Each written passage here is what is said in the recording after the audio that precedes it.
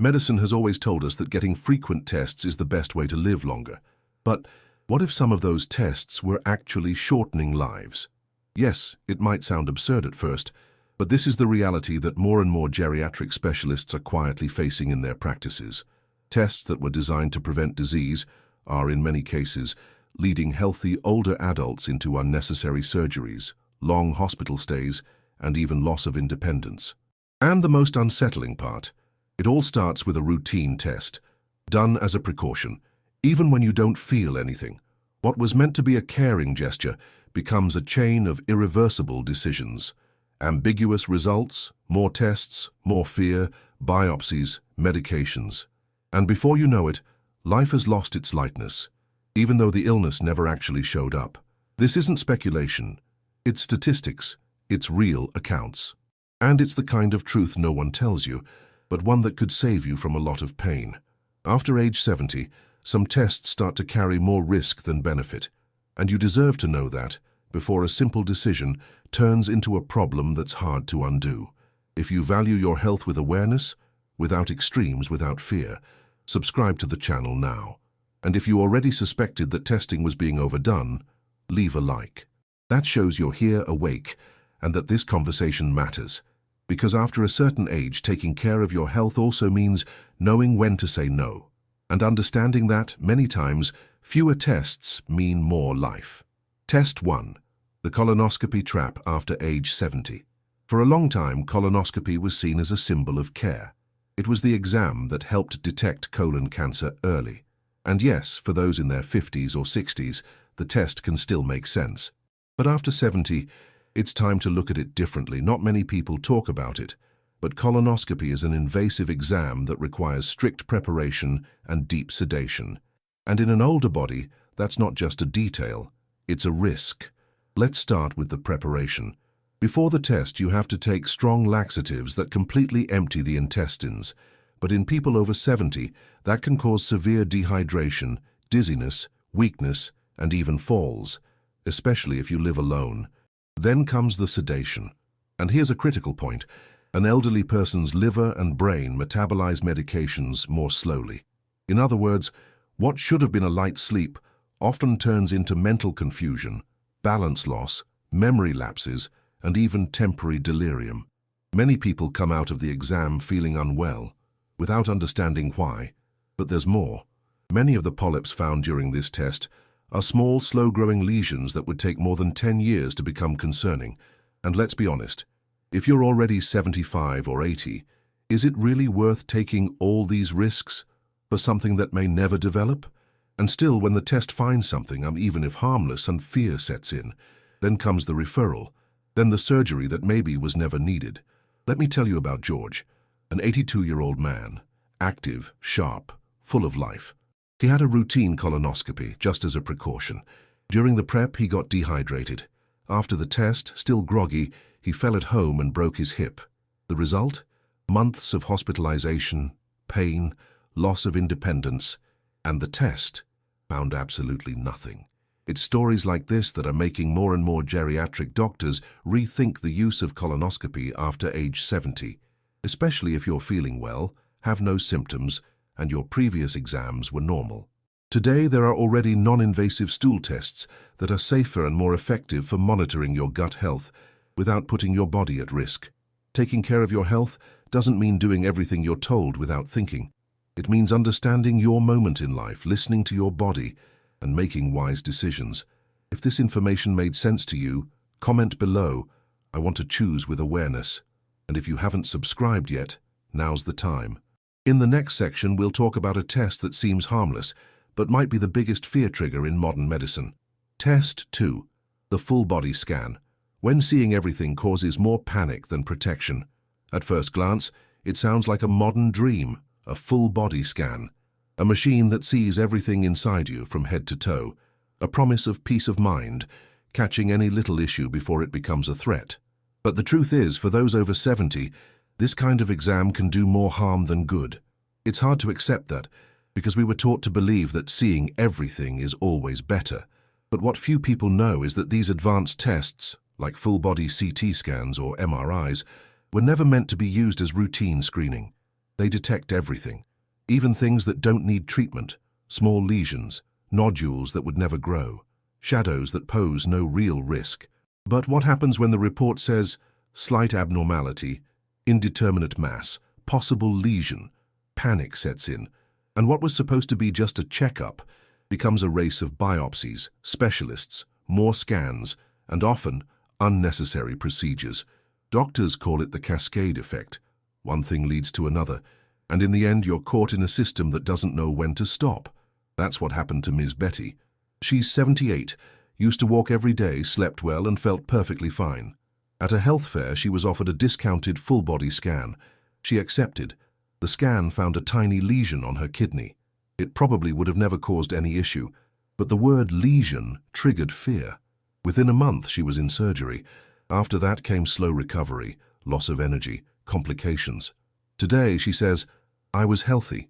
They pulled me into a system that I could never get out of. And the most painful part, the test was voluntary. She paid out of pocket to discover something that could have remained silent forever. That's the point. Not every finding needs treatment, especially if it's not causing symptoms, not growing, not interfering with your life. After 70, the focus shifts. It's no longer about seeing everything at all costs. It's about living with quality, with clarity, and with ease. Test 3. The cardiac stress test. When the treadmill leads to the hospital, the image is familiar. A treadmill, wires attached to your chest, a doctor monitoring your heartbeat as you walk. That's the cardiac stress test. And for many years, it was considered one of the key exams to assess heart health. The idea seems logical. Let's see how your heart responds under pressure. But after age 70, that logic starts to break down. What most people don't hear is that the aging body already responds differently. Heart rate changes, blood pressure fluctuates more easily, and the heart's electrical patterns naturally shift over time. The result? The test starts flagging problems that are actually just normal age-related variations. In other words, false positives. The person feels fine, has no symptoms, lives normally, but the test raises a red flag. And from there a new journey begins, filled with fear and interventions, angiograms, catheterizations, stent placements, in some cases heart surgeries, all of this based on a test that may never have needed to be done, and it doesn't stop there. These procedures in older adults carry real risks: bleeding, reactions to contrast agents, kidney injuries, and infections. What was just a simple walk on a treadmill can end in a hospital bed. This is Harold's story. A 76-year-old man, grandfather of 3 who walked every day. During a routine checkup, the doctor suggested a stress test, just to be safe. The test showed a minor irregularity, and that was enough to send him for a catheterization. During the procedure, a stent was placed. Shortly after, he developed a serious infection. He spent weeks in the ICU. His recovery was slow, and he never regained his former energy. The worst part? He had no cardiac symptoms before the test. No pain. No shortness of breath. No limitations. The question is, was it worth it? Today, many medical associations no longer recommend cardiac stress tests for seniors without symptoms, because there's no clear evidence that these tests, when done without clinical reason, reduce the risk of heart attack or improve longevity. If you're active, feel well, have no unusual pain or fatigue, your body is already giving you the best answer. After 70, health isn't measured by numbers alone. You feel it in your daily life, in your easy stride, in restful sleep, in a heart that beats peacefully, not fearfully. Test 4. The annual full checkup, when doing everything might be too much. The word checkup brings a feeling of security. It gives the impression that you're in control, that if you do everything right once a year, your health will stay intact. But that belief, although well-meaning, can hide a silent trap, because not every checkup is harmless. And when it comes with a batch of generic tests, done without clear indication, the risk increases. After 70, your body changes. Your system has different priorities, and medicine should follow that rhythm, not stick to protocols designed for people in their 30s or 40s. When you go through a full checkup, with dozens of routine exams, without symptoms, you're exposing yourself to something science calls overdiagnosis. That means finding changes that pose no real threat. But because they're written in a report, they end up being investigated. And what happens? More tests, more confusing reports, more anxiety, and often treatments that cause more harm than the original issue. Just ask Miss Cecilia. At 75, with no health complaints, she had a full checkup offered by her health plan. The results showed a slightly elevated liver marker, nothing causing symptoms, nothing urgent. But it was enough to send her down a chain of tests: ultrasound, CT scan, biopsy. Along the way, anesthesia complications, infection, hospitalization, and a recovery that affected everything: body, mind, and routine. All of that for something that would likely have never shown up. This is the kind of trap many people fall into without realizing, because the culture of the more tests, the better is still very present. But the truth is, after 70, the quality of care lies more in discernment and less in quantity. Instead of dozens of unnecessary tests, the ideal is to focus on what truly matters for your stage of life. Listen to your body, watch for real symptoms, and only test when there are concrete reasons to investigate. This isn't negligence, it's wisdom. It's about protecting your energy, your time, your autonomy, because every test comes at a cost. And that cost isn't always financial. Sometimes it's emotional strain and the risk it brings. A checkup shouldn't be a fixed package.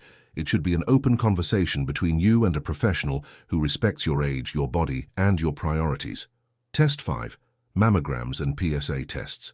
Without symptoms, when anxiety speaks louder than science, there are tests that carry a heavy emotional weight. Just hearing the name already brings a knot to your stomach. Mammogram, PSA. They're tied to cancer prevention, one of the biggest fears of our generation. But after age 70, the way we look at these tests needs to change.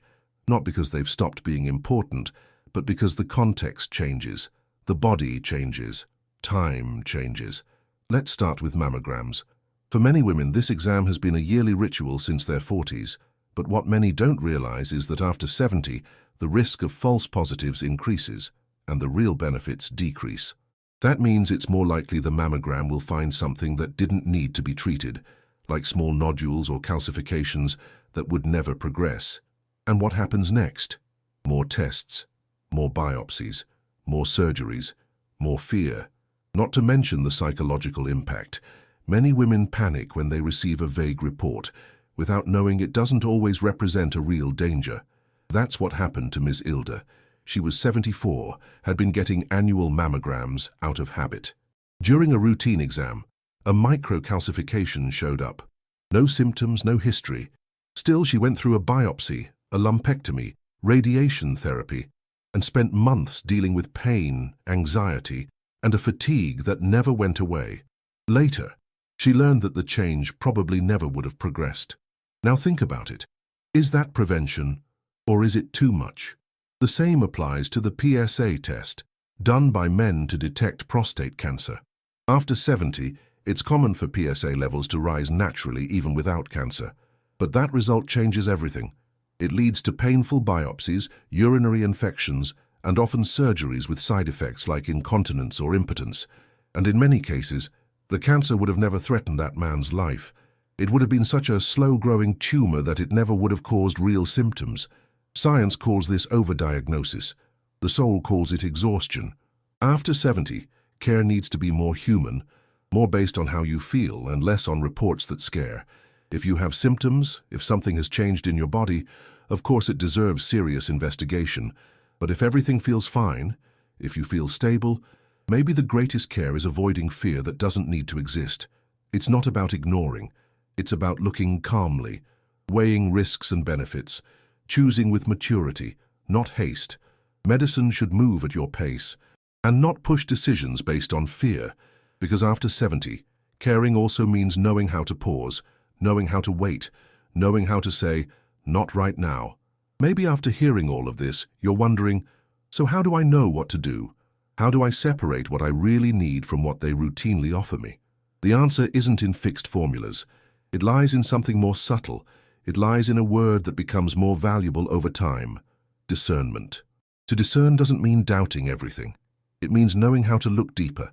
It means listening to what the doctor says, and also to what your body feels. It means combining the experience of science with the wisdom of living. Because only you know your story. Only you know how you respond to tests, hospital stays, medications. And only you can feel, deep in your heart, when something makes sense, and when it just feels like too much. Medicine should be an ally, not a threat. It exists to support your decisions, not to replace your intuition. And when you have discernment, you start asking different questions. What will this test actually change in my treatment? What are the real risks of doing this right now? If I don't do it, what could happen? Is this being recommended because it's necessary or just routine? These simple questions have the power to change how you experience your health, to take you out of the role of passive patient and place you as the lead in your own life. And let's be clear, this isn't about rejecting care. It's about reclaiming the true meaning of care, because real care respects time. It respects limits. It respects the ease you deserve to live with, especially now. You've been through a lot, years of caring for others, giving of yourself, enduring silent pain, accepting recommendations without question. But now, it's your turn. So it's time to care for yourself with a new perspective, a perspective that knows how to say yes because it helps me, and also no because it no longer makes sense for me. You don't need to know everything about medicine, but you do need to trust your life wisdom, your ability to sense when something is too much, and to protect yourself not just from the physical, but from what wears down the soul. Because real care after 70 isn't just about surviving, it's about living well, with more peace, with more clarity, and with the dignity of someone who knows fewer tests often mean more health. Aging isn't about becoming fragile, it's about becoming selective. It's about learning that not everything you're offered is right for you. Not every test needs to be done. Not every suspicion deserves your fear. Your whole life, you were taught that caring for your health meant doing more tests, more appointments, more interventions. But no one taught us that, after a certain age, true care lies in doing less invasive, less anxious, less automatic. After 70, health takes on a new meaning. It stops being a race against time and becomes a pact with calm, with listening to your own body, with the dignity of knowing how to wait, to observe, to feel. You are not just a number in a file. You are an entire story, a body with a past, with scars, with a unique rhythm, and you deserve to be cared for as such. Maybe the hardest part is this: saying no with love. No to excess, no to fear, no to protocols that ignore your journey. But when you say no to tests that don't make sense, you're saying yes to your autonomy, yes to your energy, yes to the life you still want to live, with lightness, with discernment, with joy. You're not being reckless by refusing a test. You're being wise. You're seeing the whole picture, not just the report. And that wisdom, no one gives it to you. It comes from within. It's built over time, and you have every right to use it. If this video made you rethink your choices, leave a comment below. Taking care of myself also means knowing when to say no. And if you want to keep receiving content like this, clear, respectful, and made for mature women and men, subscribe to the channel now. This is where your voice is welcomed. This is where care takes on a new meaning, honoring your stage of life, not fearing it. Thank you for being here, for listening with your heart, and for remembering along with us that after 70, health isn't just in the tests, it's in the choices, in the pauses, and in the quiet that says, I know myself, and that's why I care for myself with truth.